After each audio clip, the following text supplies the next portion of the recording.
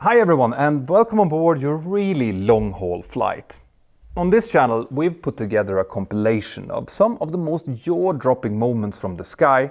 So now all that you need to do is find a comfortable place to sit, bring out your favorite drink, sit back and relax.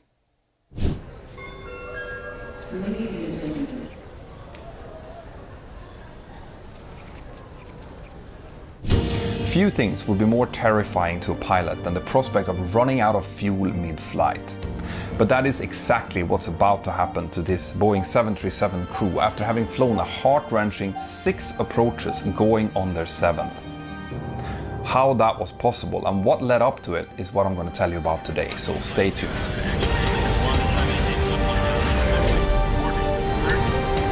The story I'm going to tell you about today is the story of Jet Airways Flight 555, and it's actually one of the more crazy stories that I've ever come across. It's a story about communication, about, to a certain extent, bad luck and bad timing, but also decision making and how a single decision can have potentially devastating consequences going forward. The incident took place on the 18th of August 2015 and the aircraft that is involved is a Boeing 737-800, just like the type that I'm flying. The crew was quite experienced. The captain was 40 years old and had just under 6,700 hours, the majority of which he had flown on the 737. He was assisted by a first officer that was slightly less experienced. He had just under 1,500 hours of total time and about 580 on the type. They had both operated together on the day before, on the 17th of August, where they had flown from Cochin in India over towards Doha. And then they had a night stop there. They were fully rested on the 18th of August, which is the day of the incident. The flight that they were about to operate was a night flight, so they met up at 18:30 UTC, and that's about midnight local time, and they started doing the pre-flight preparation. The weather en route looked absolutely fine, but the weather on their destination looked like it could be potentially a little bit misty. However, the weather they had available for their planning was quite old. It was issued at 0900 UTC, so almost 15 hours earlier, but it was still valid. It indicated a visibility at the destination Cochin of about 4,000 meters with light wind from a northerly direction and clouds scattered at 1,500 feet and broken clouds at 9,000 feet. So this is fairly good weather. Their alternate airport, Bangalore, had even better weather with a visibility of 8,000 meters, winds from 290 at 10 knots, and some scattered clouds at 1,200 feet and broken clouds at 8,000 feet. So this was a perfectly good weather situation for the time. When we have a weather forecast that indicates that at the time of our arrival, plus 1 hour before and 1 hour after, the weather will be good enough for us to land using the approaches available at our destination, well then we only need one alternate airport. Now the alternate airport needs to have slightly better weather than our destination just to give us a little bit better margin in case we have to divert. What we do is that we look at the best possible approach aid at our alternate airport and then we go to the second best approach aid and we make sure that the weather is still good enough to be able to take that.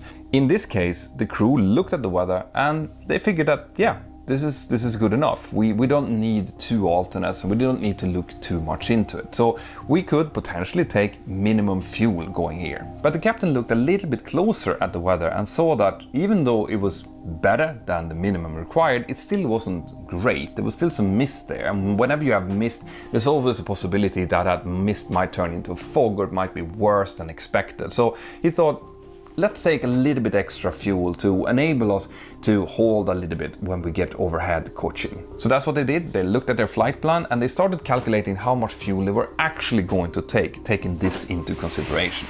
Now here it's quite important for you guys to understand how we actually calculate our minimum fuel before we dispatch.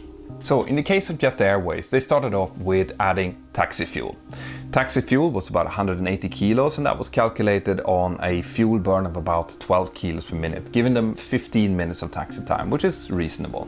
The next thing that I added on was the trip fuel, and the trip fuel is calculated from brakes release for takeoff, climb, the standard instrument departure, then climb up to cruise level, the whole flight to top of descent, the descent into and including the standard arrival route, and then 240 kilos for the approach phase down to landing. In this case, the trip fuel was 11,112 kilos or 4 hours and 7 minutes. On top of this, we also add something called contingency fuel, and it is exactly what it sounds like. It's for contingency. So maybe there's a thunderstorm en route that we need to divert around or something like that.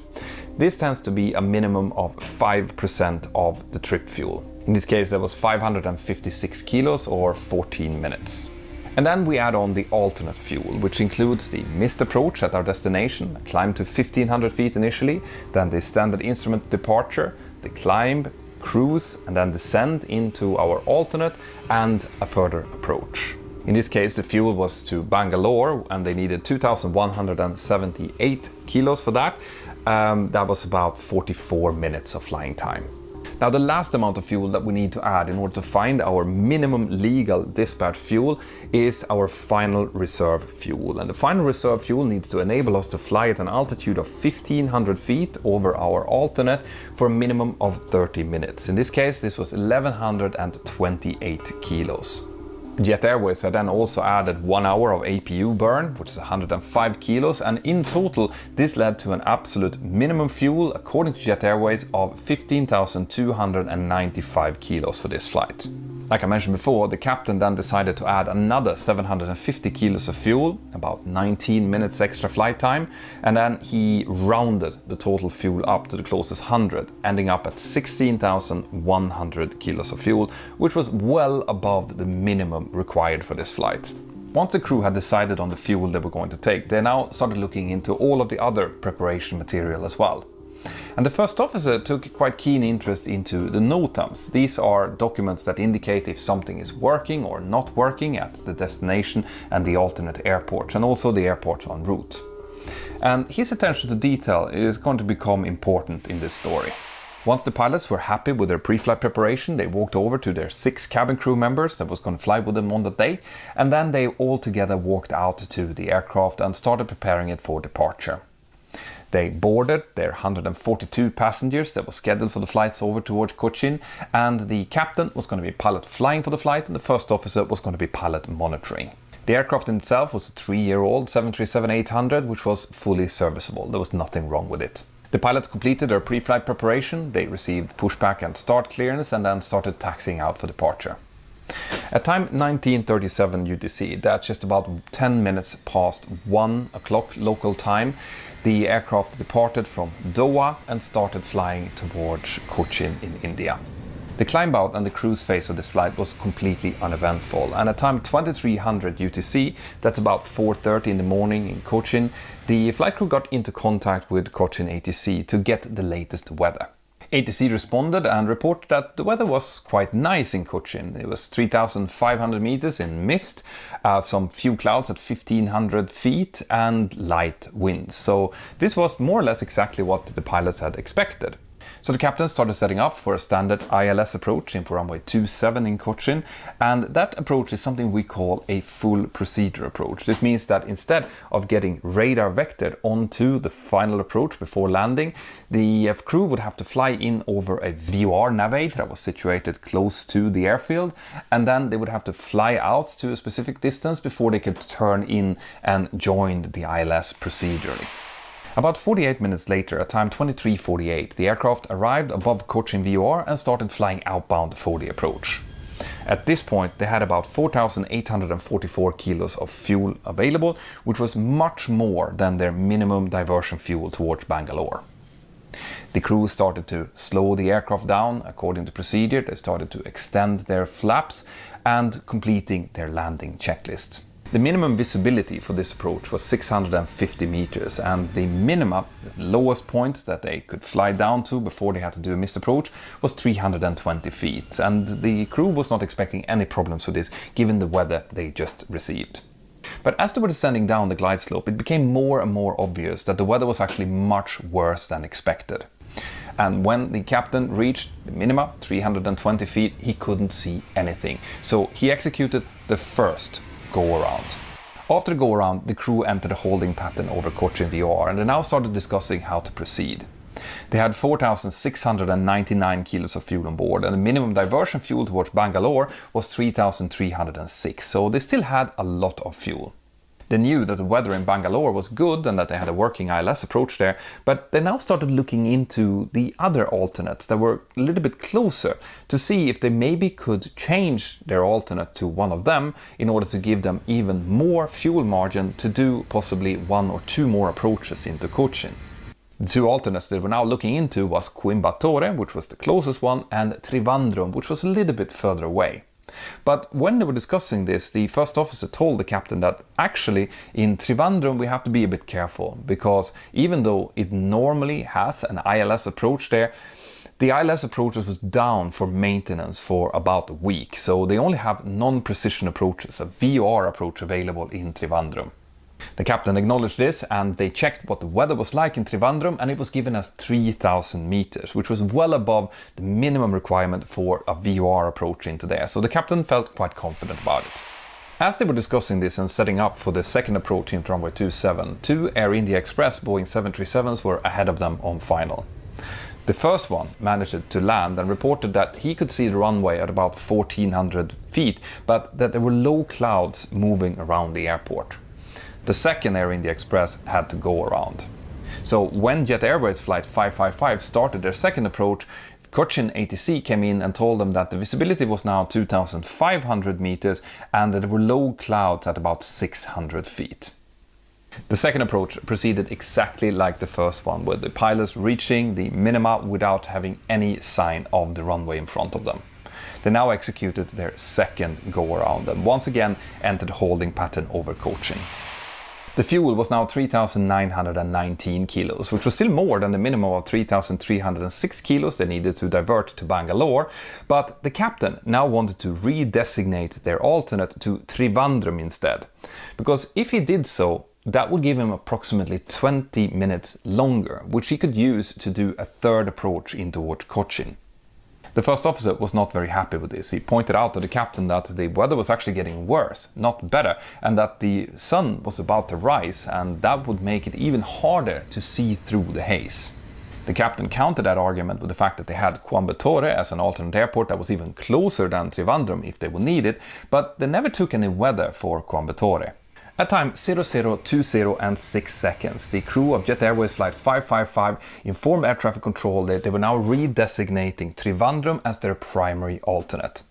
And this is where you guys need to pay particular attention at the decision making, because up until this point, the decision making that these two pilots have made is just like any other flight crew. They decided to take some extra fuel because they saw that the weather was a little bit iffy at Cochin. They then flew the flight, they executed a go-around on the first approach attempt, they went into holding, they discussed their fuel state, they did a second approach that also led to a go-around, and now they're in the holding pattern discussing what to do further. And you can see how the captain is reasoning, right? He has listened to air traffic control, they've given him good weather. He has also listened to some pilot reports, both from aircraft that has been on approach but also on the runway, saying that the visibility is generally around 3,000 meters, but there's some few clouds moving around. So it's likely that he thinks that they were just unlucky on their first two attempts, okay? They just managed to hit those few clouds, and on the third attempt, they are going to get this aircraft down on the ground. But while he is thinking like this, he's also painting himself into a corner. He's getting fewer and fewer options available to him, and that is going to lead to some quite crazy things coming up next. The crew now started to prepare for their third approach into runway 27, and as they did so, another flight, a Kuwait flight 329, went around ahead of them. That prompted air traffic control to update the weather to a visibility of 2,000 meters and scattered clouds at 400 feet. Air traffic control now asked the Jet Airways crew what their intentions were, and the captain informed them that in case of missed approach, they would request a diversion straight down towards Trivandrum. ATC then told them that the latest weather they had for Trivandrum was a visibility of 3,000 meters and overcast clouds at 1,500 feet, still perfectly okay for the VOR approach. So the crew initiated their third approach with exactly the same result. They came down to the minima, saw nothing and executed their now third missed approach for the day. When they started flying their missed approach procedure, air traffic control told them to climb straight ahead to 4,000 feet and then turn left to join the Cochin radial 180 and proceed down towards Trivandrum. The crew acknowledged this and started flying according to their cleared route, and at this point they had a fuel of about 2,644 kilos, and the minimum diversion fuel down towards Trivandrum was 2,614 kilos, so they're basically bang on their minimum diversion fuel. They requested to climb to 21,000 feet to flight level 210, and as they were cleared to climb, they received an updated weather report from Trivandrum where the visibility had now started to go down to 2,500 meters. At time 0102 UTC, that's 0630 local time, the Jet Airways crew got into contact with Trivandrum ATC. Trivandrum ATC told them that they could expect runway 14 for the VOR approach and that the visibility has now gone down to 1,500 meters. And that's a problem because the minimum visibility to start the VOR approach for that runway was 2,100 meters. When the captain heard this, he asked if there was high-intensity approach lights and runway lights available to him because he wanted to use something called converted MET visibility in order to start the approach. Now, converted MET visibility is basically a tool that we pilots have when we're flying and we don't have access to proper RVR. We only have reported MET visibility, and that was the case here. Because if you, for example, can see 500 meters normal visibility, but you're looking at a very strong light, it's very likely that you'll be able to see that light at a much further distance. So especially during hours of darkness, we can actually use a table to convert reported visibility into converted MET visibility and thus get a higher visibility number to enable us to start an approach. And that was what the captain was trying to do here. Unfortunately, at this runway, that wasn't available. So our traffic control told him that no, we only have a simple approach light system with high intensity. But anyway, the captain did the conversion anyway, which enabled him to start the approach, and this is where things are starting to get a little bit sketchy.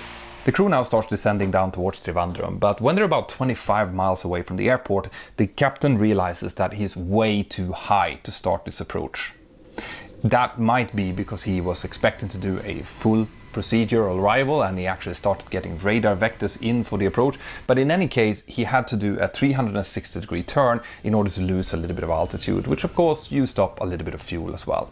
After this, the crew declares minimum fuel to air traffic control.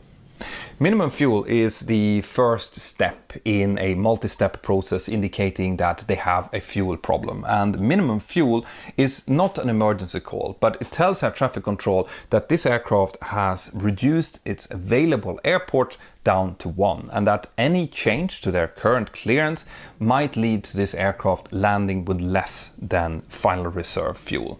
And anytime that an aircrew sees that they're going to land with less than final reserve, they have to declare an emergency, which is the next step in that process.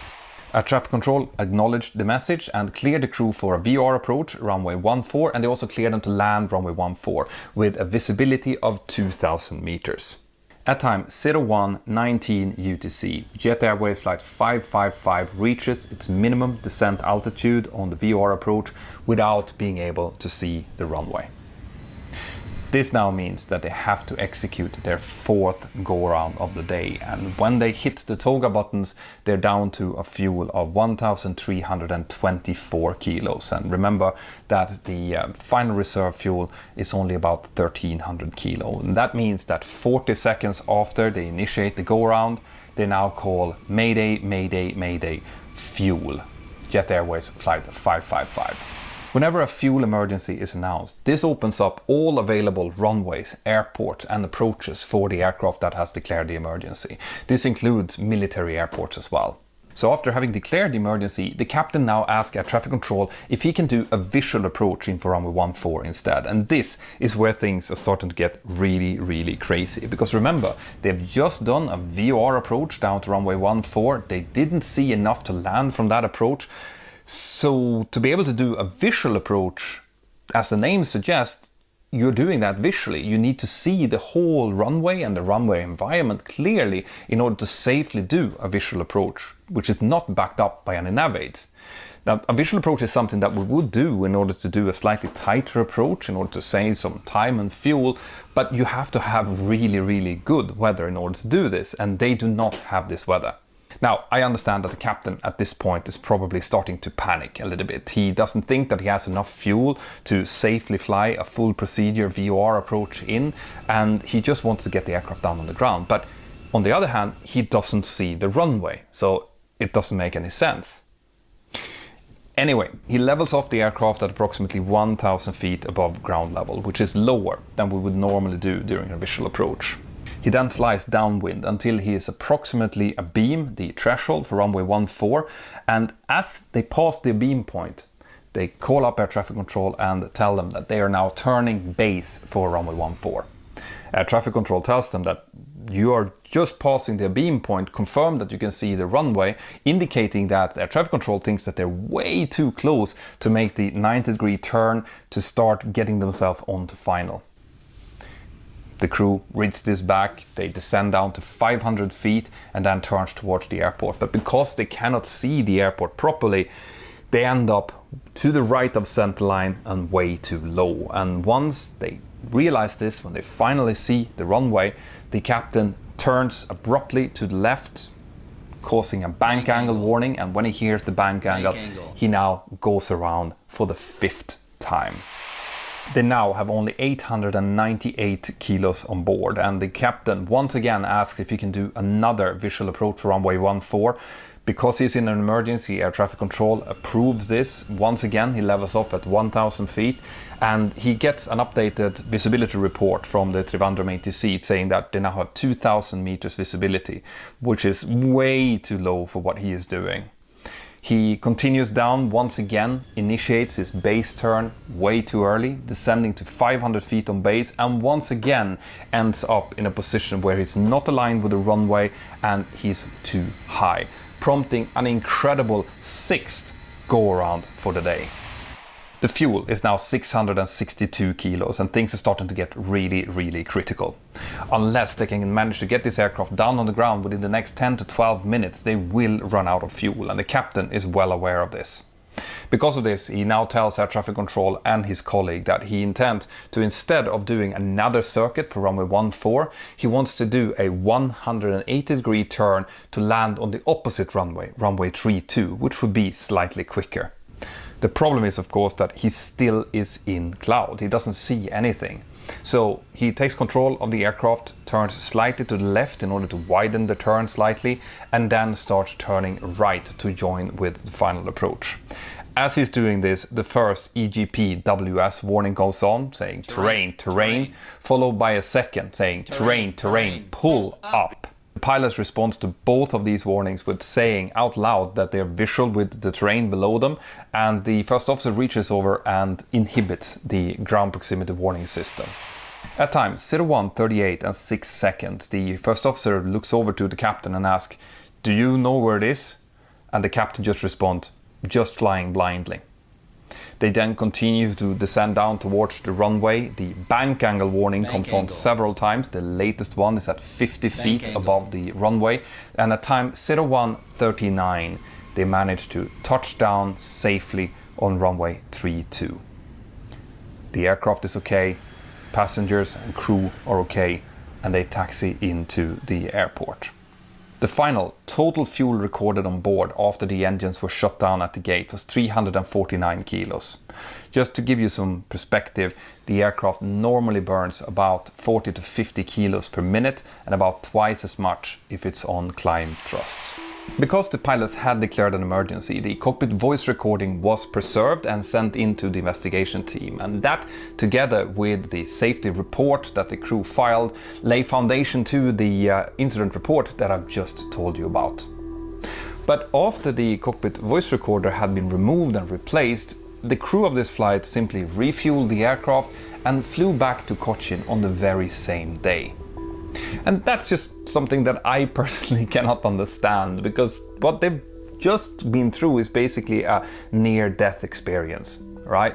Their adrenaline levels must have been through the roof, and to think that they would be fit to fly on a second flight on the same day after something like this is just unfathomable. The findings of the investigation showed that the weather was obviously a factor that led the pilots into this situation. But it also showed that there was insufficient guidance from the company, from Jet Airways, on how the pilots should be thinking about doing multiple approaches into an airport where the weather was marginal.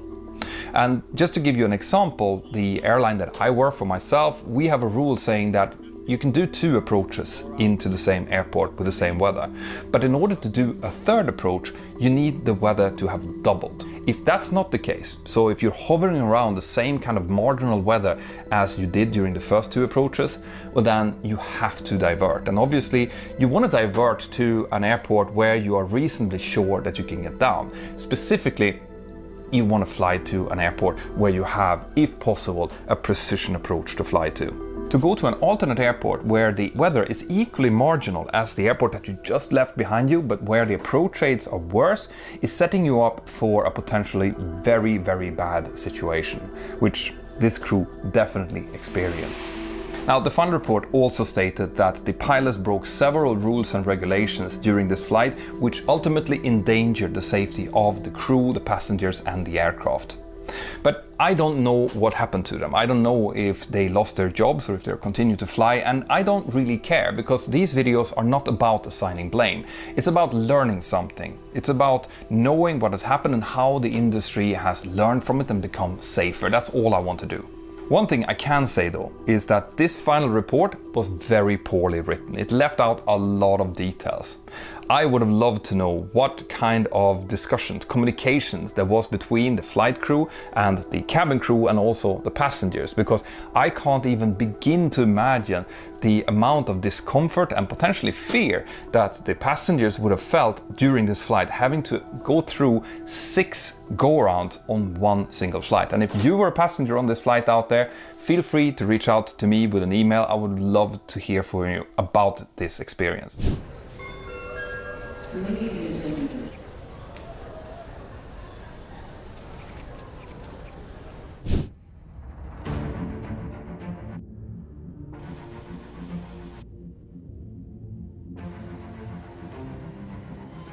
Professional pilots train their entire career to make sure that they're ready if the worst should happen.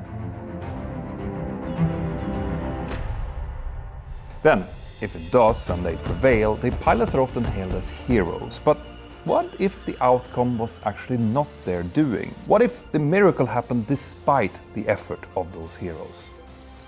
Stay tuned.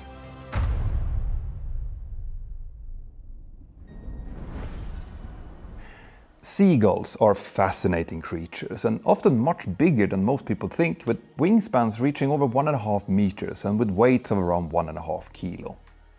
There are several subspecies of seagulls in Europe, but around the Moscow area the most common ones are the European herring gulls or the Caspian gulls.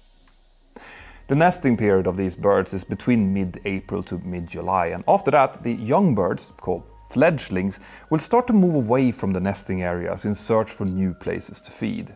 You can imagine them as teenage birds roaming the skies without much life experience at all, making their flock movement very unpredictable. During the early autumn, these seagulls often look for large, open areas without too much trees and buildings to rest for the night, which, as you might imagine, means that airports are often perfect for this, especially when the tarmac is nice and warm after a day of sunshine. This can pose a huge threat to air traffic, so there are a lot of different countermeasures and rules stipulated to deal with it. And that was also the case at Zhukovsky-Romanskaya Airport, situated about 40 kilometers southeast of Moscow in Russia. For years, the airport authority had battled with this reoccurring bird problem, but without much success, which likely had to do with the fact that several illegal waste dumps were present in the immediate vicinity of the airport, acting as perfect feeding grounds for the birds.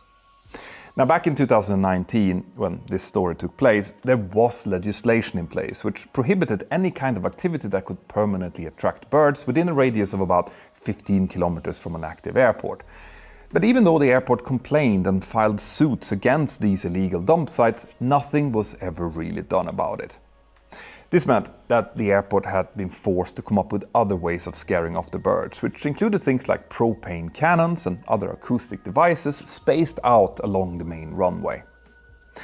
Now, those things did work initially, but the problem with seagulls is that they are really smart, so they quickly figured out that those devices didn't actually pose any real danger to them, especially since the devices were programmed to activate on a regular scheduled interval and not just when they were needed, meaning that they soon just became like an annoying background sound for the birds.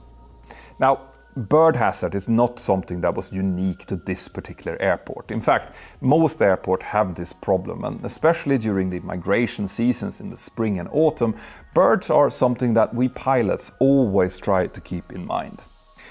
If large flocks of birds are observed at an airport, air traffic control normally includes information about this on the Automatic Terminal Information Service broadcast, the ATIS, and it will then form part of the threat briefing that we pilots do before an approach or takeoff. But in August of 2019, the ATIS information stating bird hazard had been almost continuously transmitted for months at Zhukovsky Airport, which meant that the pilots had become almost as desensitized to it as the birds had become to the scaring equipment. On the 15th of August 2019, at around 04:30 in the morning local time, an Airbus A321 from Ural Airlines was on final approach to runway 12 at Zhukovsky Airport. It was early twilight, and when the pilots landed and started taxiing into their parking stand, nothing looked out of the ordinary. It was a perfectly normal day. Once they had parked the aircraft, they disembarked the passengers and then closed up the doors, as this was their last flight for the day, and the next crew would not turn up for another hour or so. Inside the airport, the morning crew had just arrived and were going through their medical checks before departure, which is a common procedure in Russia. When that was completed, the two pilots started going through their pre-flight preparation for their upcoming flight from Zhukovsky Airport down toward Simferopol on the Russian-occupied Crimea Peninsula. The weather looked generally okay for the flight. A frontal system with thunderstorms had passed during the night, causing some significant rainfall over the Moscow area, but it had now moved further to the east and would not be an issue for their flight. It was still cloudy outside, but with good overall visibility and some light winds from the southeast, so they were planning for runway 12 to be in use for the departure. All the NOTAMs, significant weather charts and flight plans also looked okay, so the pilots soon decided to uplift 16 tons of fuel, called that into the dispatcher, and then walked over to their 5 cabin crew members to brief them about the upcoming flight. So who were the pilots that were going to operate this flight then? Well, the captain was 42 years old and had worked for Ural Airlines during the last 6 years, where he had started off as a first officer straight from flight school. At the time of this flight, he had a total time of 4,275 hours, of which the vast majority, 4,125 hours, had been flown on the Airbus A320 family. His training record was fine, with no major issues noted, and he had recently passed his license proficiency check, where he had been successfully tested on things like rejected takeoff and engine failure after takeoff. But it is worth noting here that the captain had initially not been accepted into the airline back in 2012 because of an unsuccessful psychological evaluation. That test had shown reactionary behavior, combined with excitability, impulsiveness, tendency towards domination, and a difficulty with authority, combined with denial and displacement of negative information as defense mechanisms. Combined, these factors could, according to the psychologist, lead to latent, slow reactions and disorganized behavior if he was subjected to high stress. Now, he was allowed to retake that test after 6 months, and then he scored much better results, which allowed him to start his training. But a similar test that was then taken in 2018, before his command upgrade, showed very similar tendencies.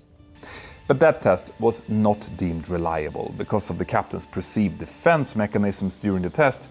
Basically, he had learned to say what the psychologist wanted to hear, which rendered the test basically useless. Now, none of these traits had been visible in the captain's execution of his duty during the years he had worked, but like I said in the beginning, very few of us pilots are ever put into a really challenging situation, and it's only when we do that these type of traits might reveal themselves. The first officer was very young, 23 years old, and had only been working for the airline for little under a year. He had a total time of 780 hours, of which 624 had been flown on the Airbus A320 family, meaning that he was basically brand new in his role. His training record was also fine, but his psychological evaluation had shown similar tendencies as the captain's, but with the additive of immaturity, impulsiveness and competitiveness, something that could lead to violations in purpose and disorganization when under stress. Now you might be wondering, with these kind of evaluations, why were these pilots approved in the first place? And the answer to that is that we all probably would get at least some of this type of negative evaluations when being subjected to these forms of tests. We all have weaknesses, and the challenge for aviation psychologists is to find where to draw the line of what's acceptable and not. Both of these pilots were found to be above that line overall, but it's interesting to keep these personality traits in mind as we continue this story. Once the briefings were completed, the crew walked out to the aircraft that was waiting for them out on the apron. It was a fine-looking 15-year-old Airbus A321 equipped with two CFM56 high-bypass turbofan engines. Now, we have looked at this version of the CFM56 engines before in the episode about TAP Air Portugal Flight 754, and in that episode I explained that these engines use 4 blocker doors on each engine to activate the reverse thrust. Each of those blocker doors have 2 separate locking mechanisms, making sure that reverse thrust cannot be accidentally activated even if one lock would become damaged, and that's worth remembering. Anyway, the crew decided that the captain would be pilot flying for the flight, and the first officer would therefore be pilot monitoring. This meant that after the pilots had left their bags inside of the cockpit, the first officer went outside to complete the walk around, and the captain started looking through the tech log. He soon found that to be completely clean, with no malfunctions in the hold item list, so he just put it aside and started preparing the cockpit for the departure. The captain had also spoken with the previous captain in the crew room earlier, who had told him that the aircraft was in very good condition.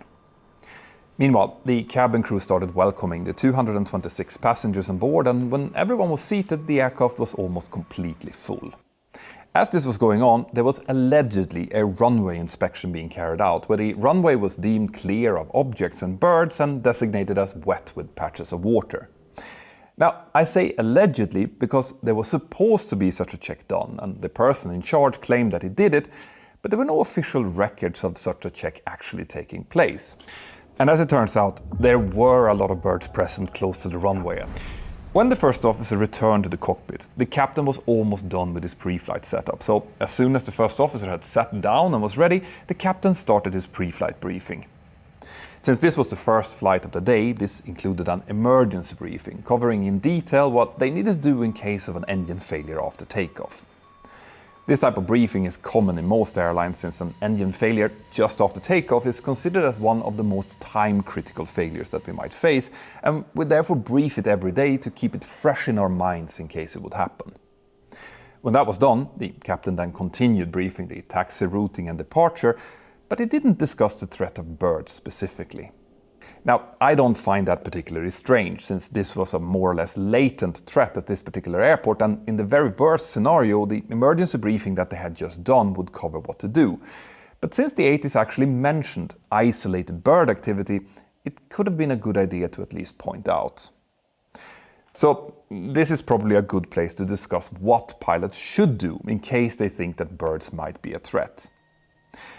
When we're on the ground prior to takeoff, the choice is relatively easy. If we see a flock of birds or big birds close to the runway, we just tell air traffic control about it, and they normally send out personnel with signal guns or something else to try and scare them away.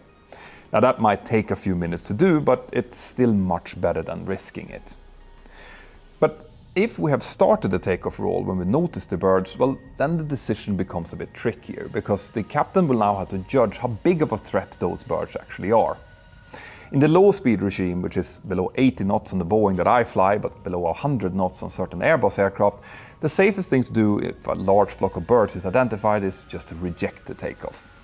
At that point, the speed is not high enough to cause a particularly violent maneuver, and there is plenty of runway left to stop on. But if the speed is higher than that, an immediate assessment of the risk has to be taken. We normally only reject takeoffs in the high-speed regime due to engine failure, fire, predicted wind shear warning, or if the airplane is unsafe or unable to fly. And in severe conditions, the aircraft could be deemed unsafe to fly due to those birds. But it's a much harder decision to make, since a high-speed rejected takeoff is a much more violent maneuver with less runway available. Because of this, individual birds are normally ignored, but flocks of large birds is a completely different ballgame. The engines of commercial aircraft have been certified to be able to operate after a bird strike without losing too much thrust and still continue to function. But that's after an impact of one big bird, not multiple, so a flock of birds is something potentially very dangerous. Now, if this happens during the approach or landing, we have to make a similar judgment, but it can be even trickier then. We obviously always have the choice of going around, but that decision must be taken at an early stage when it's reasonably obvious that we will be able to avoid the birds by doing so. If there's any doubt, it's actually better to continue the approach through the birds with the engine set at a relatively low power setting, because that will minimize the damage from any impacts. Experience has shown that going around and then hitting the flock with the engine set at go-around thrust could, in the worst case scenario, lead to much worse damage and potentially a loss of thrust on both engines, which could of course be catastrophic. So this is why it's a good idea to at least mention that there might be birds around if the ATIS highlights it. But like I said in the beginning, the ATIS always said so at this particular airport, so the pilots had likely just started ignoring it. Anyway, once the briefings were done, the pilots completed the takeoff performance calculations, which gave them a decision V1 speed of 166 knots, a rotation speed of 166, and a single engine climb speed, V2, of 168 knots. After that, they read the before start checklist, and at time 06, 05 and 43 seconds, Ural Airlines Flight 178 received pushback and startup clearance and began moving away from the stand. The engines were started in sequence during the pushback, and as soon as the aircraft was facing northwest on the apron, the first officer requested taxi clearance. Air traffic control responded and told them to expect runway 12 and to follow the Follow Me vehicle ahead of them onto taxiway Bravo 7. This was read back by the first officer and the aircraft started moving across the apron. So far, so good. The before takeoff checklist was completed down to the line, and when the Follow Me car left them on Bravo 7, the first officer switched over to the tower frequency and advised that they were ready to enter the runway. When the tower controller heard this, he bid them good morning and then cleared Flight 178 to enter and line up runway 12, and he also gave them the surface wind of 110 degrees at 4 meters per second.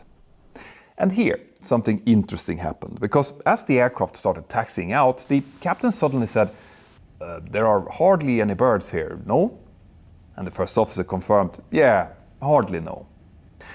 But it seems like the captain was definitely seeing something, because he continued with "hardly any, but some kind of flock is flying over there," to which the first officer said, well, there is something flying."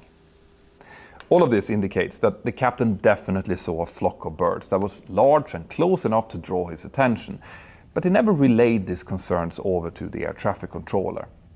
Instead, the aircraft continued taxiing and backtracking the runway in order to get ready for takeoff, and the conversation regarding birds continued for the next couple of seconds as the aircraft began turning around, lining up with runway 12. Now, before we get into the takeoff roll, there are a few other things you need to know, both about the runway they were now about to use and about the Airbus A321.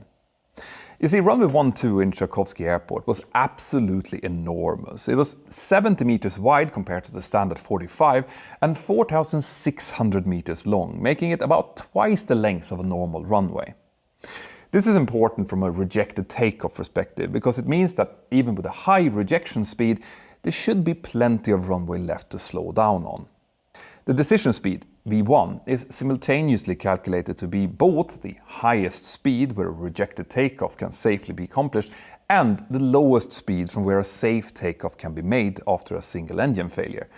But V1 can never be higher than VR, the rotation speed. This means that with an extremely long runway, the first definition of V1, as safe speed to stop, could theoretically be significantly higher, but it never is. The other importance of this long runway was that the pilots could use something known as flex temperature on their engines. This is similar to assumed temperature on Boeing aircraft, and it's a technique used to reduce the takeoff thrust to the minimum possible for a safe takeoff. This reduces engine wear, noise and fuel burn, and is therefore almost always used if the conditions and runway allow. On this particular takeoff, the flex temperature selected was 49 degrees, which would result in a takeoff N1 setting of 83%, which is quite a large reduction, but completely understandable given that enormous runway. Now, when it comes to the Airbus itself, it comes with a few technical peculiarities, which are good to know about in order to understand what is soon about to happen. First of all, this is an aircraft that will try to assist the pilots as much as possible in case something unexpected would happen. An example of this is that the aircraft will automatically input some rudder towards the functioning engine in case of an engine failure after takeoff, enough for the pilots to more easily keep the aircraft under control. It will, however, not be enough to completely cancel out the effect of the asymmetric thrust, so it is expected that the pilot will input more rudder once the situation has become clear. How much rudder is needed will be indicated on the slip and skid indicator on the primary flight display, which will turn blue and become something known as a beta target in case certain criteria are met. Now, it's very important that the pilot flying inputs enough rudder to center this beta target, because if that's not done, the aircraft will be banking towards the live engine, something known as a side slip, and this will cause more drag than is optimal for the best possible climb performance. Now, how to correctly handle an engine failure after takeoff is practiced and evaluated on every single simulator check that the Airbus pilots will do until it should become almost second nature.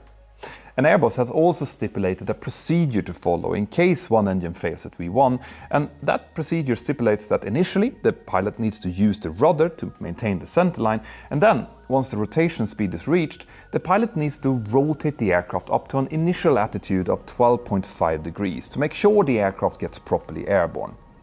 Once the aircraft is up with a sustained positive rate of climb, the gear must be retracted and the pitch adjusted down to follow the flight directors.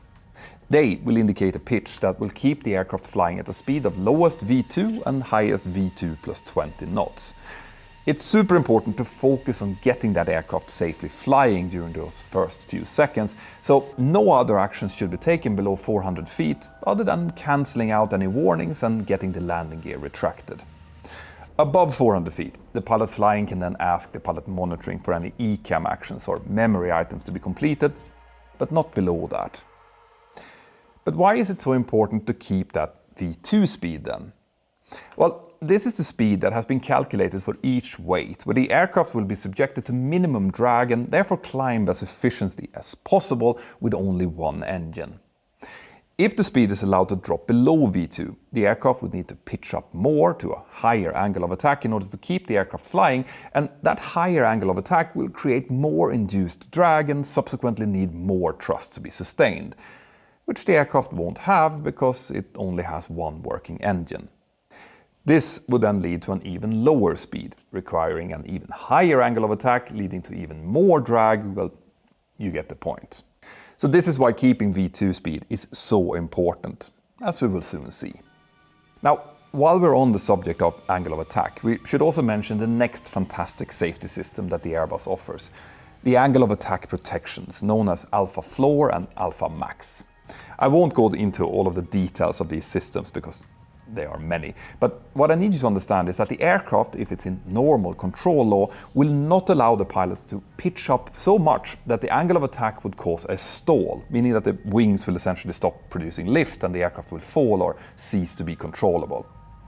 If the pilot would still try to pitch up when the speed is not high enough to support it, the aircraft will just refuse and instead maintain the pitch at a level that holds the maximum allowable angle of attack. Remember that. So with all of that in mind, let's get back to Ural Airlines Flight 178 and its pilots who were now getting ready to take off from runway 12. The before takeoff checklist below the line was completed, and with that the pilots verified that the flaps were set in configuration 1, the speeds were all set correctly and that the cabin was secure for takeoff. They also made some final remarks about birds, but nothing that seemed to bother them very much, so at time 06:12 and 42 seconds they reported ready for takeoff. At that point they had turned around about 320 meters short of the threshold for runway 12, likely to save some time since they had more than enough runway from that point. The tower controller responded, Sverdlovsk 178, runway 12 cleared for takeoff, isolated bird activity, and the first officer read this back. The captain now moved the thrust levers forward to stabilize the engines and then moved them into the flex detent. This caused both the engines to accelerate to 83% N1, and the aircraft started to slowly accelerate down the runway. Now, for some reason, the flight directors were turned off, but that had little effect since they activated automatically as soon as the thrust levels would move forward into the flex detent. Just seconds into the takeoff roll, the captain must have spotted some birds again, because he suddenly exclaimed, "Come on, fly past bird, bliad," which is a common Russian swear word.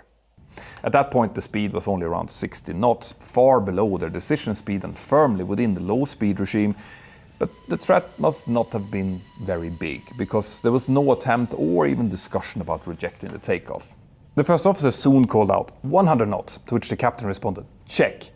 But only seconds later, as the aircraft accelerated past 140 knots, the first officer suddenly called out "Yevronny vrot bliat," another Russian expletive. It's likely that he saw a flock of birds starting to move into their path here, but again, even though this was at a point where it was still technically possible to reject the takeoff, that didn't happen.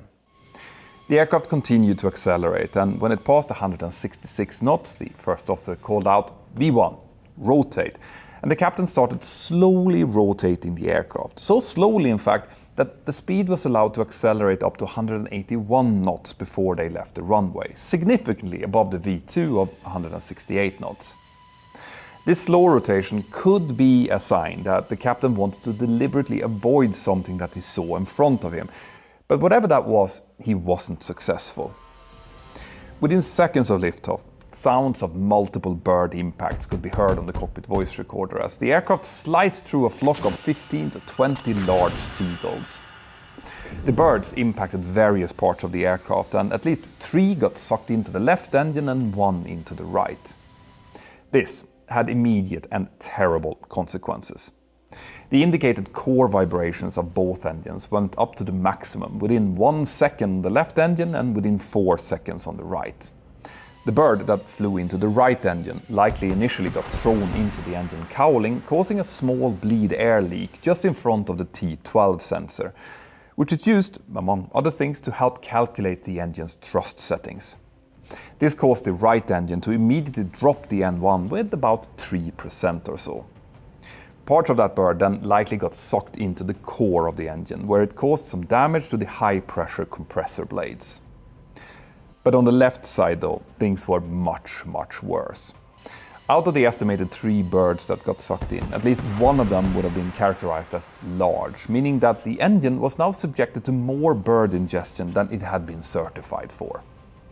This led to multiple damages to fan blades and internal components, enough for the N1 to rapidly degrease back to close to idle, and for the engine to essentially stop producing forward thrust.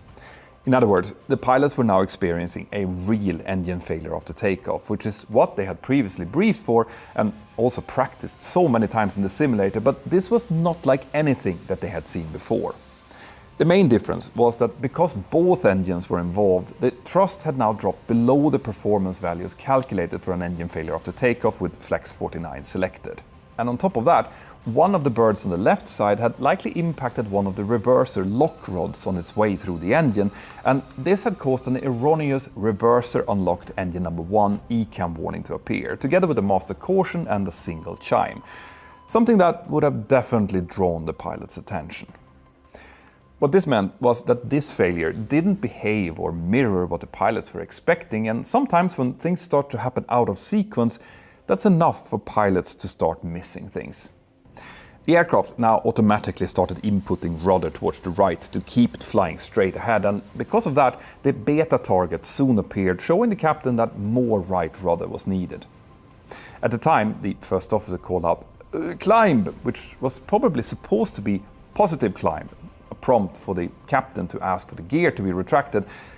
But the captain now was looking down on his ECAM display, which showed that ominous reverser unlocked warning, and since the first officer's phrase was just slightly different than it should be, it didn't trigger the captain to call for the gear.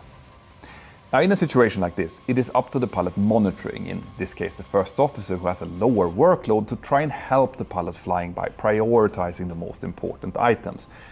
But he was very inexperienced and likely just as surprised and overloaded by this situation as the captain was, so he never repeated the prompt, which meant that the gear was simply forgotten. The captain now mechanically started following the engine failure after takeoff procedure by pitching the aircraft up to 12.5 degrees. But remember, that pitch was only supposed to be used to get the aircraft airborne. As they were now climbing, that pitch was way too high and he should have been following the flight directives instead, but since he didn't, this and the fact that the gear was still not retracted meant that the speed now started to decelerate. At an altitude of around 170 feet, the captain started to input right rudder to try and minimize the drag, but he now also desperately wanted to reduce his own workload, and the best way to do that was to engage the autopilot. Now, the Airbus procedures does suggest that the pilot does this as soon as possible, but they are also very clear about the fact that when the autopilot is engaged, the aircraft must be properly trimmed out, which includes the rudder trim. So when the captain now reached over and engaged the autopilot while still inputting right rudder manually and without trimming it away, he violated a part of that engagement criteria. Still, the autopilot did engage, which the captain called out, but it's likely that this also caused him to relax a bit and his right pedal input now gradually started to decrease. With that out of the way, he now also called out ECAM actions, a direct order for the first officer to start executing the ECAM checklist.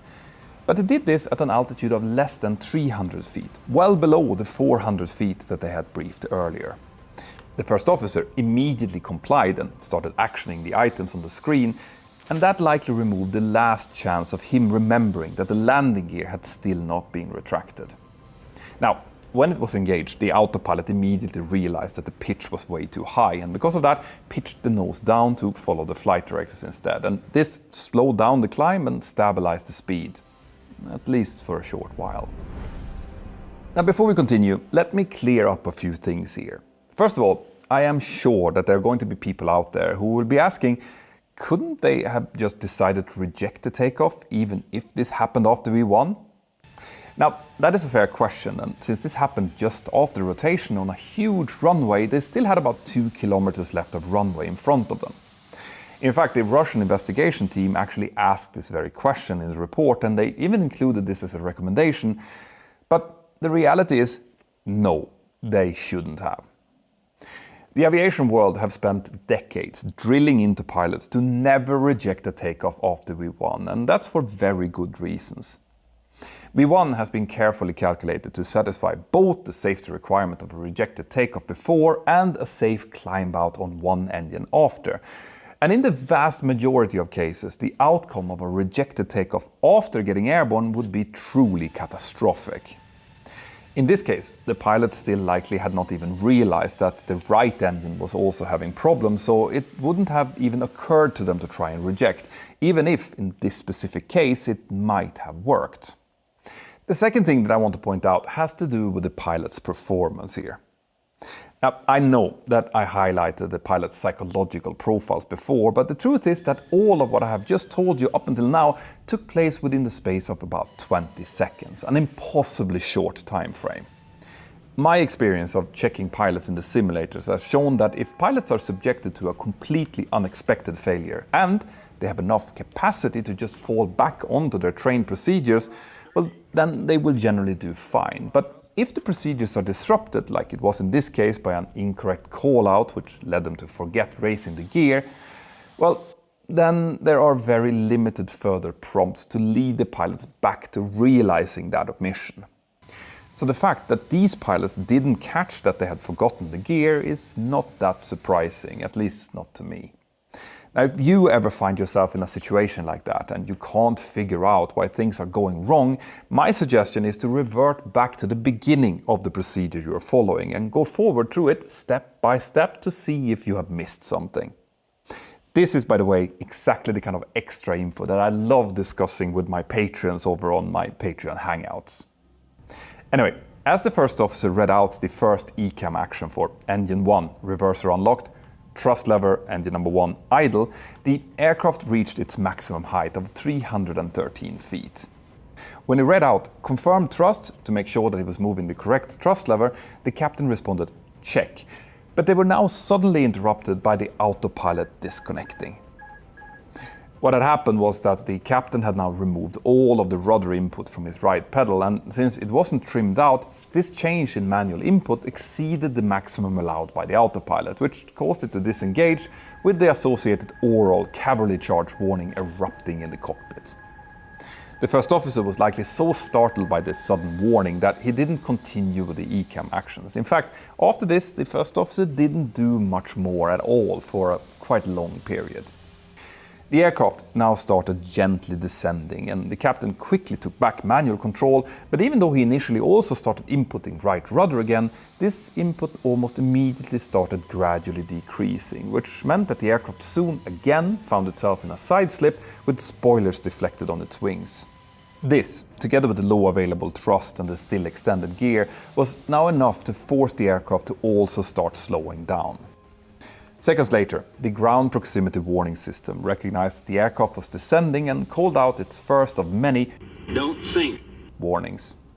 Things were now starting to become more and more chaotic, with the combinations of vibrations, ECAM warnings, master cautions, GPWS warnings, and the continuous autopilot disconnect cavalry charge all sounding together.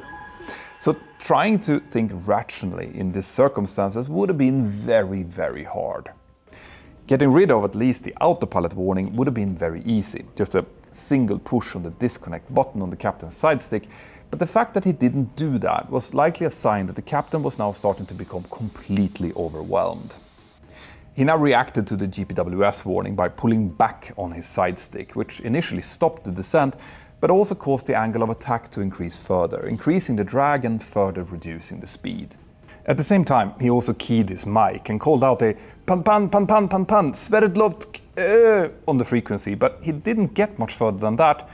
And the controller, who might not have even heard this call and definitely didn't know who called it, just didn't answer. The right engine now started overheating due to the damages it had sustained, but that warning was likely never seen by the crew, as there were so many other ECAM warnings ahead of that one on the screen, which hadn't yet been actioned. The panicked captain could now also see how the airspeed kept decreasing and how his aircraft resumed its shallow descent. And he knew that there were only two things he could do to fix this: add thrust or decrease drag. But since they still hadn't realized that the gear was still hanging out, he went for the first option and pushed both thrust levers forward into the toga detent. Now, the left engine was too badly damaged to respond to this, but the right engine tried to. As more fuel entered into its combustion chamber, the damaged compressor blades in the high-pressure compressor couldn't sustain the demand to push more air backward, so instead, pressure started building up, which soon surged forward into the low-pressure compressor. This is something commonly known as a compressor stall, and it's a cyclical event that comes and goes as the pressure keeps building up and releasing. And what this meant was that instead of getting more thrust, the captain now found himself with the perception of an even worse damaged aircraft, jerking and pushing from side to side as the surges continued. There are memory items for this, and they include reducing the thrust on the affected engine until the surges stops.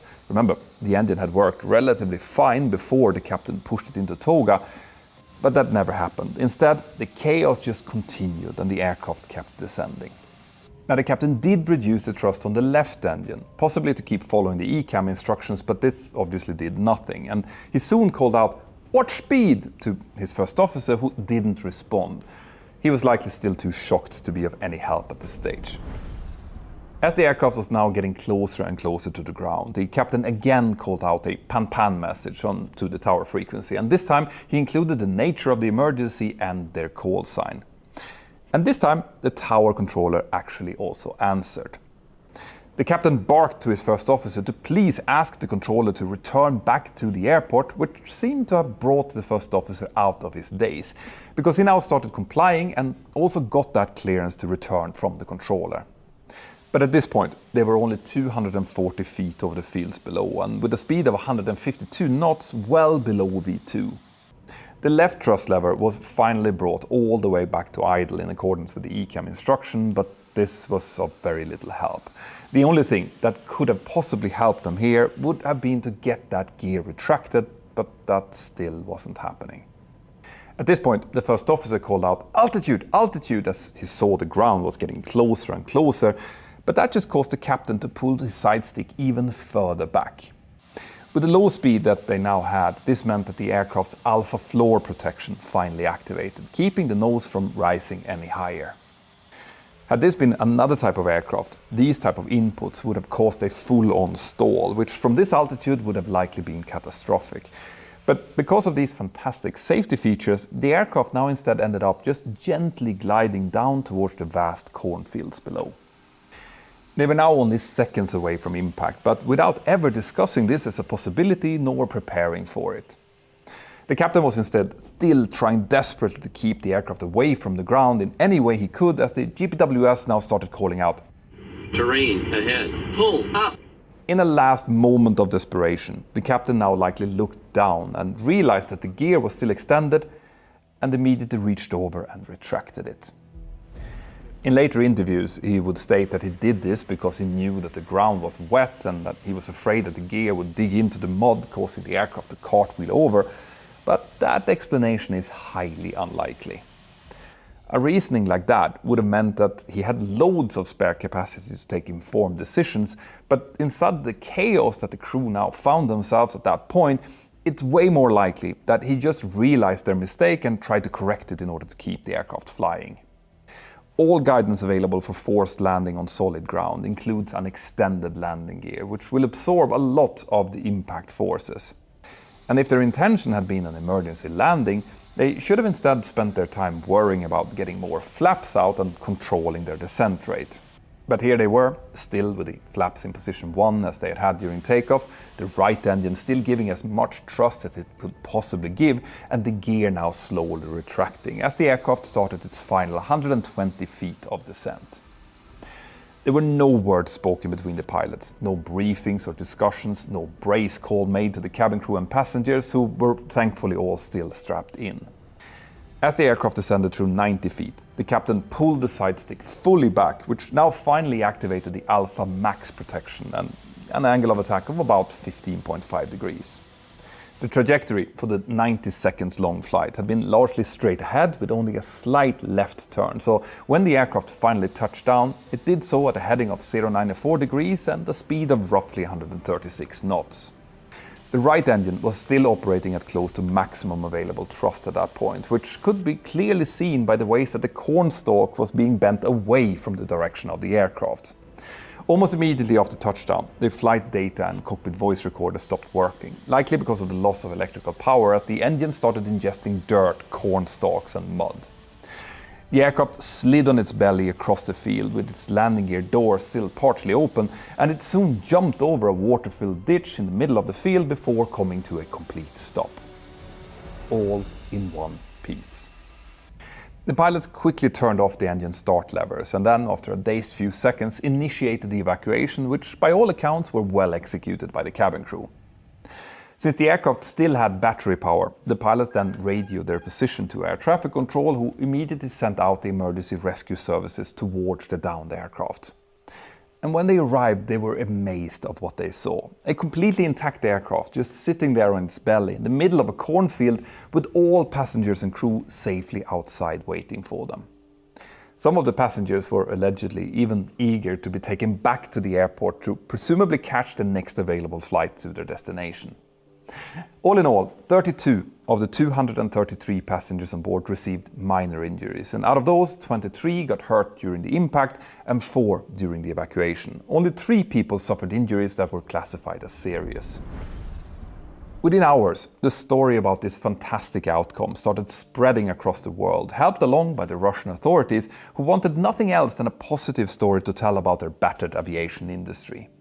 Comparisons were immediately made with the famous Miracle on the Hudson event, and President Vladimir Putin had, within a day of the accident, announced that he would be awarding the 2 pilots the honorary title of Hero of the Russian Federation, Russia's highest civilian order, whilst the cabin crew would receive the Order of Courage. But this was all done before the investigators even had a chance to really start their work, and when they did, this very different story that I have just told you started emerging. This was a story where the pilots had, after the initial bird strike, made several mistakes, which ultimately led to the accident, and where the aircraft itself was the actual hero. Their investigation showed that had the landing gear been retracted, the remaining engine was producing enough thrust for the aircraft to continue to climb. even though it should be said that it was also quite badly damaged, so there was no telling how long it would continue to work. From what I can tell, the investigation of this accident was actually handled in a very professional and impartial way, which might be why it was never officially released. I have based this video on a leaked final report, available only in Russian, which started circulating on Telegram back in 2022, and was then painstakingly translated by Admiral Cloudberg last year. I will link to her report and her work below. The final report concluded that the accident was caused by the collision with birds, something that was clear from the very first hours of the investigation, but it also came with several observations as to why this was the case, together with sharp recommendations to both the airport, the airline, and the Russian aviation authorities. MAK, the entity in charge of the investigation, found that the pilots contributed to the accident by not fully appreciating the threat of the birds at the airport, not following the engine failure of the takeoff profile correctly, and not understanding how to minimize the drag once the damage was done. This led to further recommendations on pilot training and pilot selection, but given the fact that the final report was never officially released, this report is unlikely to lead to many improvements. But I guess at least we now know a little bit more about the miracle in the corn sun.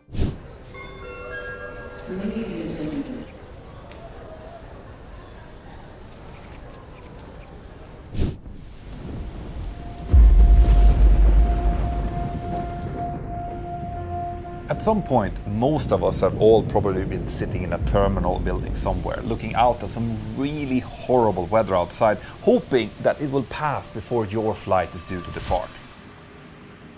Flying in bad weather is never fun, but when it moves away, flying normally becomes much more enjoyable. But what happens when that stormy weather you're flying through doesn't move away and instead starts following your aircraft, refusing to let the pilots land? Stay tuned.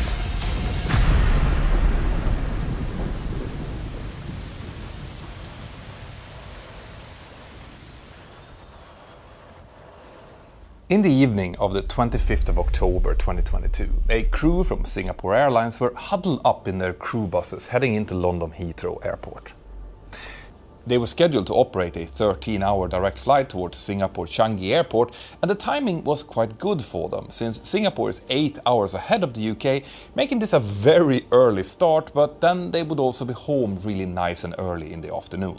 When they arrived at the airport, the pilots received a briefing pack from their dispatcher containing the weather, NOTAMs, flight plans and other relevant material, and they started looking through it carefully.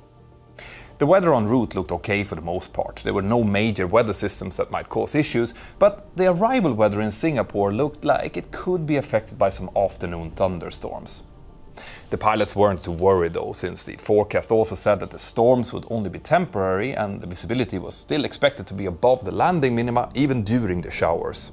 The same was also true for their planned alternates, Paya Lebar Air Base, Kuala Lumpur International and Senai International Airport, where storms were also forecasted, but they still held up as alternates. Now, the weather required for an alternate always needs to be a bit better than the planned weather for the destination, and that's to make sure that crews can safely land somewhere even if the weather would turn out to be worse than expected at the destination.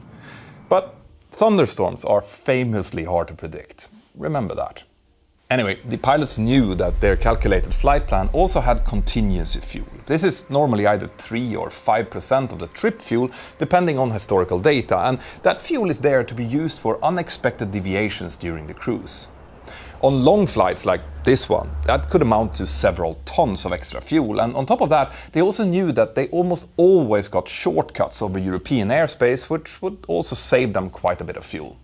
With all of that in mind, the pilots accepted the flight plan fuel of 106,164 kilos without adding any extra, and then they proceeded to brief their cabin crew who were getting ready to walk out to the aircraft. The captain of the flight was a 55-year-old with close to 13,400 hours of total flying time. He had previously been operating on the 747, but he had an impressive 10,075 hours on the 777, meaning that he was very experienced. He had been paired up on this flight together with a 31-year-old first officer with considerably less experience, but still over 2,200 hours flown on the 777. Whilst they were walking out to the aircraft, they discussed who was going to be pilot flying, and they decided that it was the first officer's turn, and the captain would then be pilot monitoring. The aircraft they had been assigned was a Boeing 777-300ER, which stands for Extended Range, with two massive General Electric GE90-115 Bravo turbofan engines fitted to it. It was a beautiful machine, with no technical malfunctions recorded at the time of the flight. The captain verified the tech log and technical status, and whilst he performed a walk-around, the first officer prepared the aircraft for departure, and the cabin crew boarded the 280 passengers who were scheduled for the flight. Everything ran smoothly, so they eventually pushed back more or less on schedule, and at time 20:06, the aircraft started rolling down runway 27 right in Heathrow for takeoff. The climb out and cruise proceeded normally down through the European airspace, where they indeed received several shortcuts, meaning that as the aircraft started closing in on their destination, they were almost 30 minutes ahead of schedule and with plenty of fuel on board.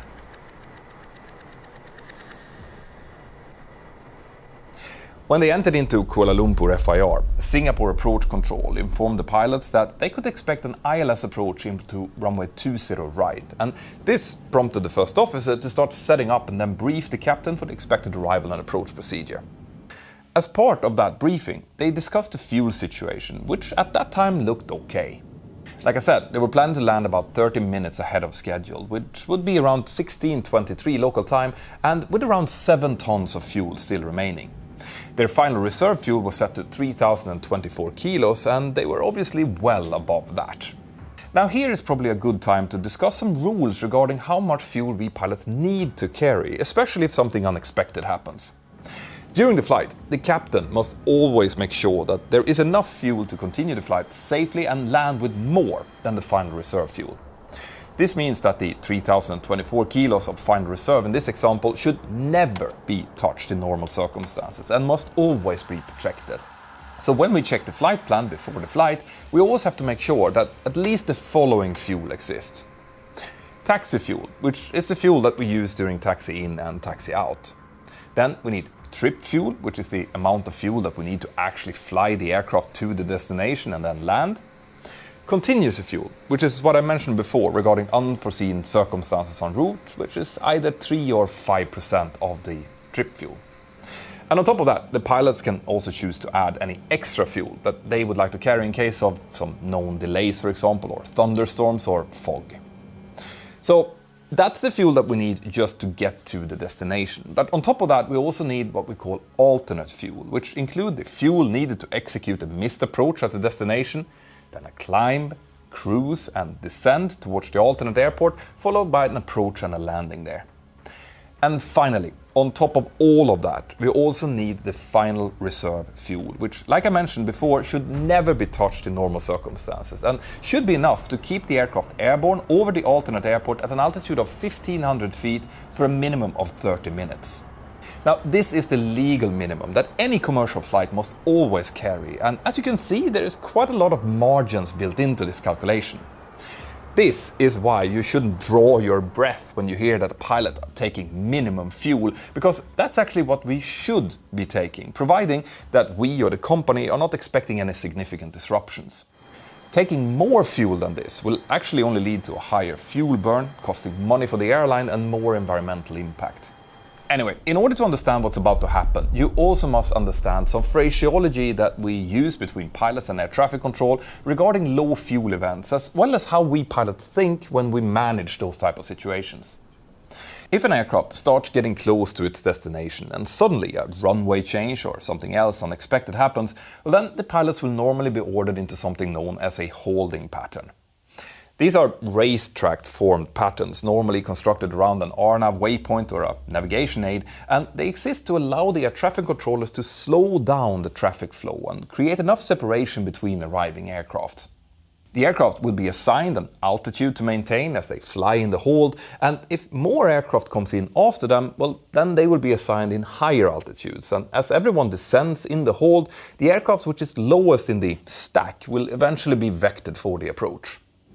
Now, If an unexpected holding would be issued, the pilots will enter the hold into their flight management computers, and since it already knows the alternate fuel, the computer will show how long they can stay in the hold before they must take a decision to either divert to their alternate or commit to the destination. Once we know that time, we will normally ask air traffic control for an expected approach time, and based on that we can decide on what we're going to do. This is pretty straightforward in most situations. If, for example, the delay is because of a simple runway change and the weather is good, there is a high likelihood that the aircraft will be able to land at the destination, and we can happily start using the alternate fuel to stay in the hold. That's providing that we see that the wait is not so long that will bring us into close to the final reserve, of course. But if we see that the delay is likely going to be longer than that, or that the delay is due to something that can't be forecasted, so we don't really know how long it's going to take, well, then we have to start preparing for a diversion and let air traffic control know about our intentions as soon as possible. Now, what I haven't mentioned so far is what we pilots have to say to air traffic control in case the fuel situation is starting to deteriorate. So, let's say, for example, that we're sitting in the holding and we have received an expected approach time that will cause us to start using our alternate fuel, but we still have plenty of margin to our final reserve and everything else looks pretty okay. Well, in that case, we can just happily stay in the holding and await our approach, that we don't have to let ATC know that we are committing to the destination airport. But let's now say that we start getting vectors for the approach, and air traffic control comes in and suddenly tells us that they will have to give us another 5 minutes of extended vectors before we can land because of maybe some new issue. Now, if we look down at our FMC and see that with those extra 5 minutes of delay, we have reduced our available landing options to only one runway, and any further delays would mean that we might need to start using our final reserve fuel. In that case, we have to announce minimum fuel to air traffic control. Now, this is not an emergency call, but it's designed to let air traffic control know that any further delay will lead to a fuel emergency. This type of call will not facilitate any priority. It's really just a courtesy call to increase the controller's situational awareness. Now, if we would then get any further delay after this, and we can see that this will now cause us to land with less than the final reserve, in the case of this story, less than 3,024 kilos, well then we must call Mayday, Mayday, Mayday, low fuel. From that point onwards, this flight would then be considered a full-blown emergency flight, which means that the flight will get full priority and all available runways, even military ones, will open up for their use. But I want to really emphasize here that these calls are regulatory requirements and can happen to any aircraft that are being subjected to, for example, diversions or any kind of prolonged delays beyond what they had been planning for. These calls must be made, and whilst being serious, of course, it doesn't mean that the aircraft is about to fall out of the sky or that the pilots or the company have necessarily done anything wrong. Fuel emergencies are probably among the most misunderstood emergencies in the aviation world, especially by the press, but now you guys know better. As the aircraft was getting closer to Singapore, they initiated the descent, and at time 0805, when they were descending through 15,000 feet, the controller called them up and told them that they would have to enter a holding over a waypoint called Paspu because of an increasing tailwind on their planned arrival runway 20 right. Aircraft always want to try and take off and land in headwind, and in most cases a stronger tailwind than 10 knots cannot be accepted, and because of that the operational runway might have to be changed. Whenever that happens, all the aircraft who were being vectored in towards landing on that runway will then have to be rerouted to the opposite runway, and this can add a lot of time and queue to the waiting aircraft. But the really interesting thing here was the reason for the change of wind. As the aircraft entered the hold, the captain had a look on his weather radar and he could clearly see significant rain and thunderstorm activity over Singapore airport, and the area was stretching all the way towards the northwest coast. This area of storm cells also seemed to cover their planned alternates of Paya Lebar Air Base and Sinai International, limiting their options of what to do in case of a diversion. Now, as you might remember, they also had Kuala Lumpur as an alternate, but that was much further away and would therefore necessitate an almost immediate diversion. So the captain started looking for other alternates and saw that almost straight to the south of Singapore, another airport called Hang Nadim or Batam Airport looked like it was free of storms and was also really close by. If he nominated that as his alternate instead, he would be able to stay longer in the hold and hopefully enable a landing at their planned destination, Singapore, instead. This is exactly the way that we pilots always work, constantly trying to find operationally good solutions to whatever problems that might arise. The flight completed one full hold over Paspo and were then told that the arriving runway in Singapore had now been changed over to 02 left. The first officer handed over the controls to the captain so he could set up and rebrief for this new approach, and meanwhile the flight was handed over to the Singapore arrival controller, who started giving them radar vectors towards runway 02 left. Down on the ground, the weather was now quickly deteriorating with heavy rain and gusty changing winds. The wind was actually varying 180 degrees in direction as it was blown out from the base of this huge thunderstorm which was sitting above the airport. And these wind changes caused two other aircraft to go around whilst Flight 319 was getting closer. At time 16:27, the visibility on the runway had reduced to 500 meters in heavy rain, and because of the extreme conditions, the airport decided to suspend arrivals until the weather had improved. Flight 319 had now passed the time where they had planned to be on the ground, which meant that they were now starting to reduce the fuel below the planned 7 tons and closer towards their final reserve. Now, the final report was not very specific when it came to the exact figures, but a Boeing 777-300ER will burn approximately 100 to 130 kilos per minute. On top of that, the fuel consumption goes up significantly during a go-around, so we can start to count down the fuel approximately from this time onwards. At time 16:29, the flight was told that they would get a minimum of 5-minute delay whilst the airport evaluated the weather, and they were told to enter another holding over a point called Samco. That would mean a holding to at least 16:34 local time, and with a fuel burn of around 100 kilos a minute, the fuel would then be down to around 5,900 kilos or so, which is still okay. The captain used the time in the hold to take the ATIS information for Batam Airport, which indicated a VOR non-precision approach in use from runway 22 and relatively good weather.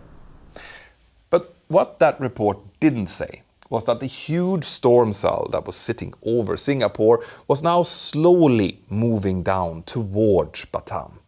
The captain contacted the arrival controller and told him that they only had fuel for one more hold before they would be down to emergency fuel and would then need to divert towards Batam.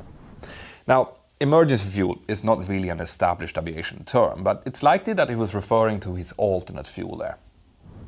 In any case, it gave air traffic control a clear view of his intention. If the airport wasn't going to open soon, Singapore Airlines Flight 319 would need to divert. Since the weather was not improving, the Singapore approach controller therefore contacted his colleague in Tanjung Panang Approach Control and told him that Flight 319 would possibly need to divert and to start coordinating with Batam Airport to see if they could accommodate him.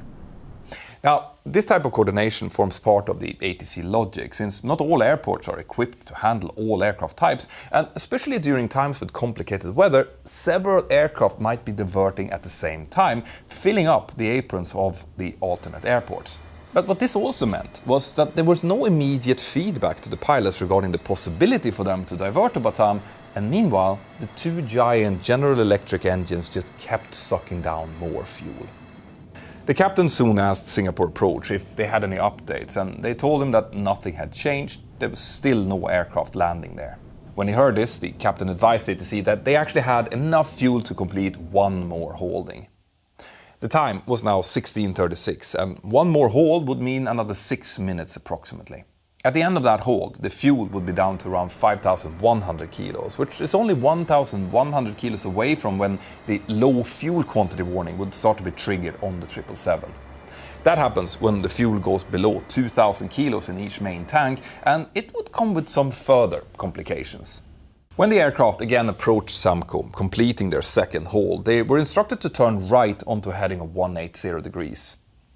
Both of the pilots saw that this was a vector that would take them away from both Singapore and Batam Airport, so the captain questioned it and was told that Batam still had not confirmed that they could accommodate an aircraft as big as the 777, since they normally only handled smaller jets.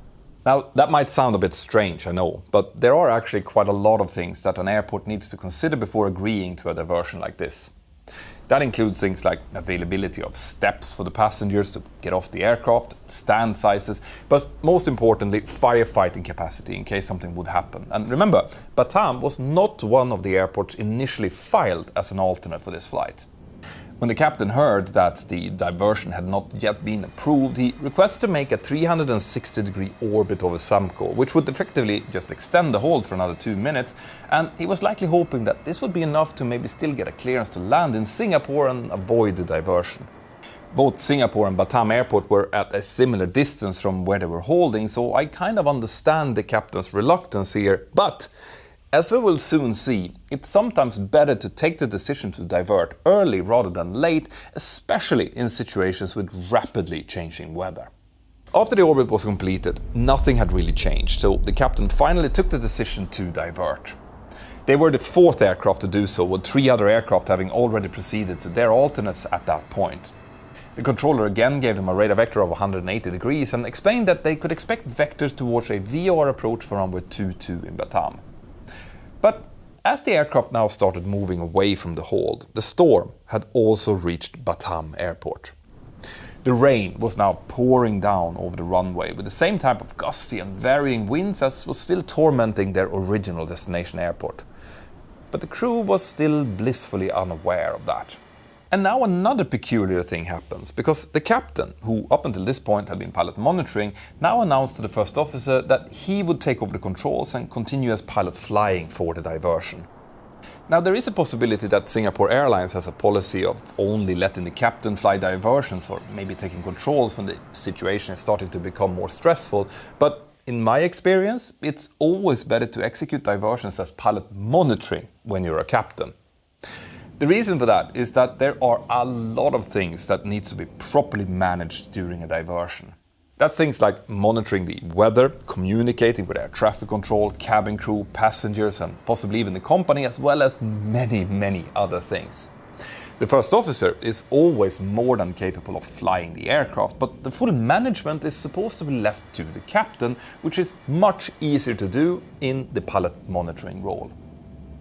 But like I said, that's not what now happened. Instead, the captain asked the first officer to help him to set up for the coming VOR approach and to find the relevant charts that were needed for it.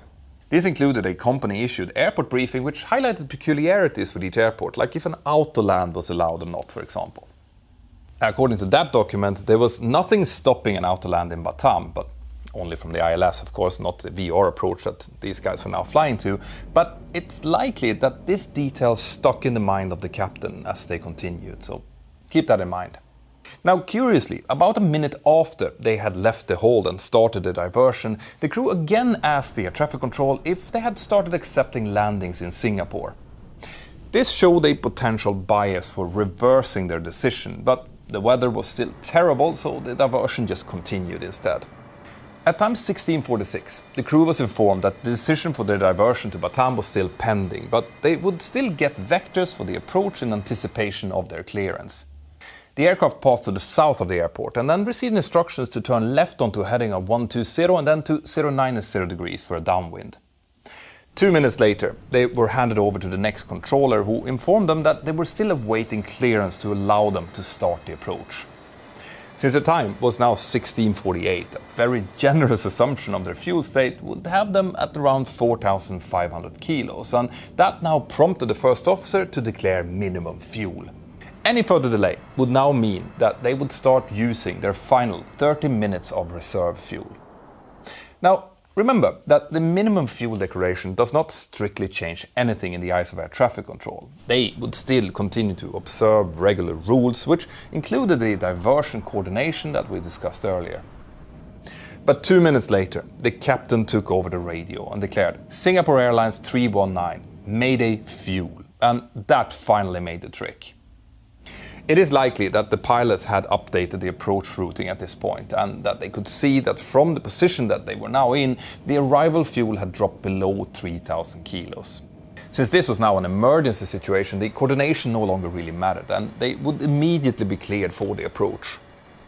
The controller told them to turn left onto heading of 360 degrees and to contact Tanjung Pinang Control for final vectors. The crew did this, and at time 16:55 they were given a left turn to establish on the VR approach for runway 22, and the controller told them that they had priority for the approach. The captain was doing both the flying and communication at this point, as the first officer was setting up the systems and feeding information from the approach chart to the captain. We sadly don't know exactly what kind of conversation was happening between the pilots here, because the cockpit voice recorder was sadly later lost. But in situations like this, it is absolutely crucial that the crew sticks to areas of responsibility and try to keep the workflows as close to normal as possible. The stress of knowing that the fuel is running low is enough to start making mistakes if you start to rush. Now, I'm not saying that this is what was happening here, we don't know, but what's about to happen will definitely create a massive amount of stress, because we are still far from the end of this story. As the aircraft started its descent down the VR approach at around time 1700, the crew were told by the approach controller that the wind had now shifted to 14 degrees tailwind for runway 22, gusting up to 30 knots. Now, the absolute maximum tailwind that the 777 was certified for was 15 knots, and Singapore Airlines didn't approve more than 10. With the wind that was now reported, they could face up to 30 knots straight up their tail, and that was way more than what would be considered safe. So the crew decided to abandon the approach at around 1600 feet and instead climb to 1800 to try and maneuver for the ILS approach from the opposite direction instead. There were storm cells everywhere, so the captain flew slightly to the north of the descent line and then proceeded with a wide left turn to try and self-maneuver towards the center line for the ILS approach. Remember, this was now a full-blown emergency, and the fuel was quickly depleting in the tanks, which the captain was probably more than aware of. Now, as soon as the low fuel quantity warning was announced, there were now also more procedures that the crew needed to take into account. That included a QRH non-normal checklist, which in essence said that they would need to land with maximum flaps 20 instead of 30, and that they needed to avoid rapid braking after landing to avoid uncovering the fuel pumps inside of the tanks. The reason for the lower flap setting was to enable a flare in case of a dual engine flameout, something that Boeing had learned from an incident with the British Airways 777, which had landed short of the runway in Heathrow back in 2008 after a dual flameout. This is, by the way, an incident that we have already covered on the channel. The effect of this lower flap setting would be a slightly higher landing speed, and with that a longer landing distance, but the runway in Batam was long enough, so that wouldn't be a problem. The turn to the left started when the aircraft was only about 6 nautical miles away from the airport, which is very close if you want to intercept an ILS approach. Like I said before, the captain was likely avoiding weather here, and it's possible that he cut the circuit short in order to avoid a larger cell further out on the center line. But there is also a possibility that he just wanted to intercept the approach and land as soon as possible because of the fuel state. He was now planning to use the autoland feature of the autopilot to assure a successful landing, but this feature requires the autopilot to be engaged above 600 feet and in a nice and stable approach in order to work. And what these two pilots were now flying was pretty far from a standard ILS pattern.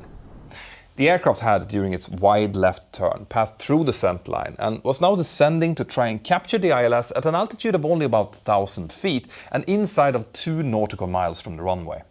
Now, I have in earlier videos explained how the ILS system works, but in short, there are 2 antennas situated on the ground next to and beyond the runway who emit 2 sets of radio signals each. The localizer antenna sends out guidance for the aircraft to follow in the horizontal plane, and the glide slope antenna for the vertical plane. Now, when these signals are sent out from the antennas and radiate outwards, the signals will become wider and wider the further away from the antennas that they get. This will mean that the instruments in the aircraft who interpret these signals will become more and more sensitive the closer the aircraft comes to the antennas.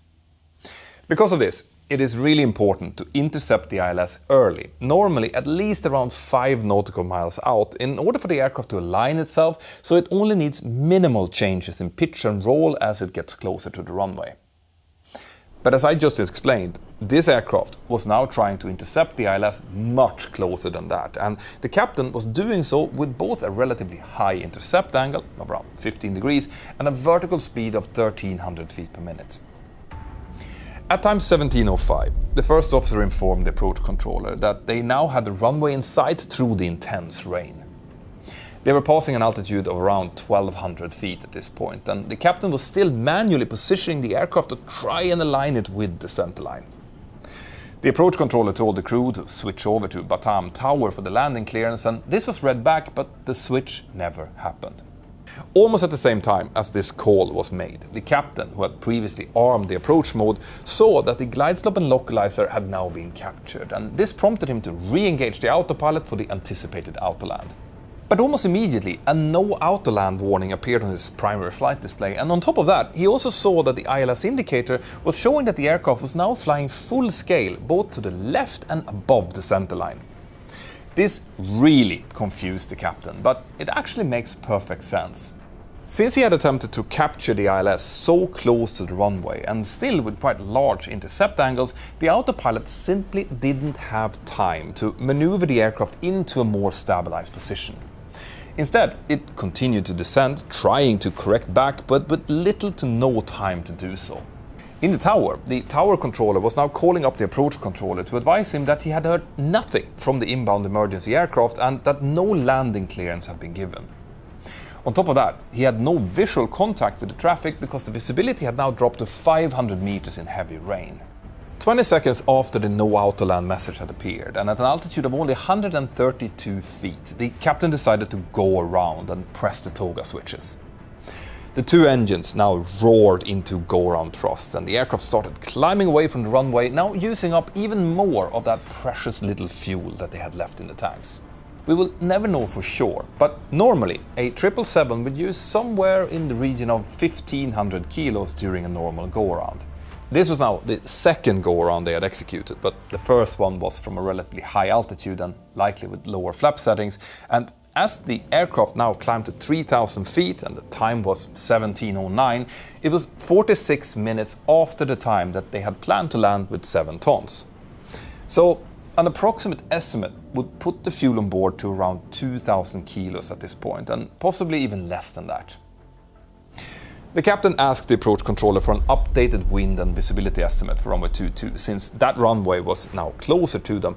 But since the approach controller had to ask the tower to get this information, it took him about 90 seconds to respond.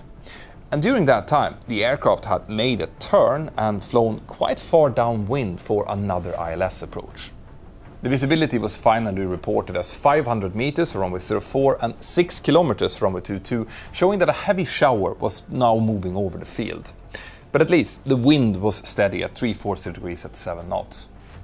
The captain responded to the information and said that from the position they now were, they didn't have enough fuel to reposition for runway 22, so he would continue for another ILS into runway 04 even if the visibility was worse, but they had to land this time. And for some reason, likely the weather, he had been flying a downwind that took him closer and closer to the centerline. When he started to make the right-hand turn for the final, he was again only 5.5 nautical miles away from the runway, still at 3000 feet and with 220 knots of speed. This meant that in order to capture the ILS, he would now have to descend quite fast while configuring the aircraft and also making a right, kind of pear-shaped turn. It is very hard to say what the weather radar looked like in the cockpit at this point. It was likely full of very nasty red returns. But if we are to learn anything from this situation, it is to slow things down and give yourself more time when the perception is that there is less time available. It is almost certain that if this crew would have been able to extend the downwind on their previous approach to intercept the ILS further out, they would have already been taxiing in by now. But instead, here they were, about to make another really tight circuit. At time 17:11, the approach controller informed the crew that the visibility for runway 04 had now improved to 800 meters and that they were cleared for the approach at their own discretion. The captain, again with the radius for some reason, responded that his intention was to continue for runway 04 as they had previously discussed. Now, like I mentioned earlier, in a high-stress environment, the captain should always try to get as much help as possible from the rest of the crew. And that would definitely have included letting the first officer manage the radio, but that was not happening here. Meanwhile, on the ground, the tower controller had cleared everything away from the runway area in order to make sure that the aircraft could land without any problems this time. The captain asked to configure the aircraft down to flaps 20 and again started to try and intercept the final at around 2 miles. But he found himself in an almost identical position again, only this time he was intercepting from the left.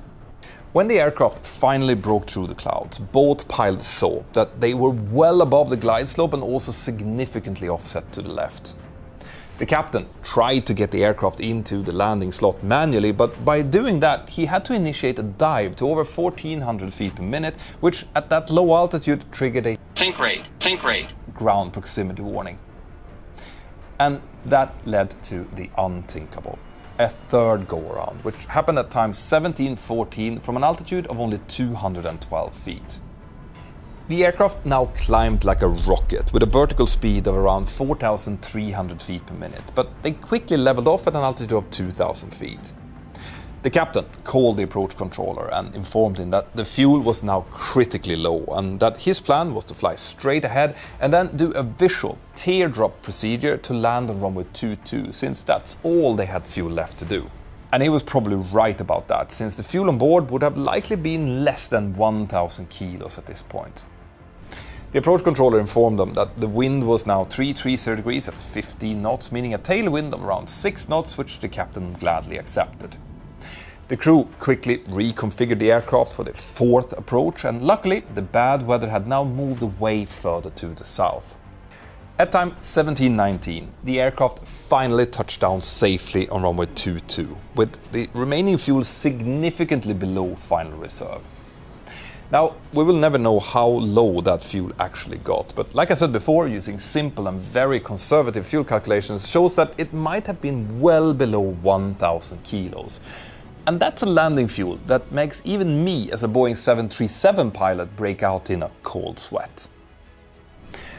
The final report came to the conclusion that the incident happened due to poor weather and the pilot's preference to land at their destination airport rather than diverting earlier. Interestingly enough, this is the first report I have ever read that gives direct reference to the impact of climate change and the more intense storms it's giving rise to, which is also impacting the pilot's decision making. Singapore Airlines included this incident in their pilot training programs in several ways, and that, together with better briefing material and more emphasis on fuel planning, was enough for the investigators to not issue any further recommendations. So, what do you guys think? I'd love to hear your opinions, and remember to subscribe to the channel. Have an absolutely fantastic day, and I'll see you next time. Bye bye.